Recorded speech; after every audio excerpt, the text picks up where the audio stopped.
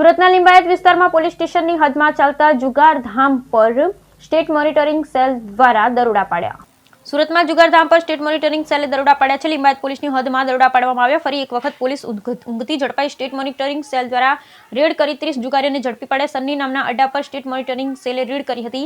શહેરના રંગીલા ટાઉનશીપના ટેરેસ પર જુગારધામ ચાલતું હતું। જર્જરિત બિલ્ડિંગના ટેરેસ પર આ જુગારધામ ચાલતું હતું।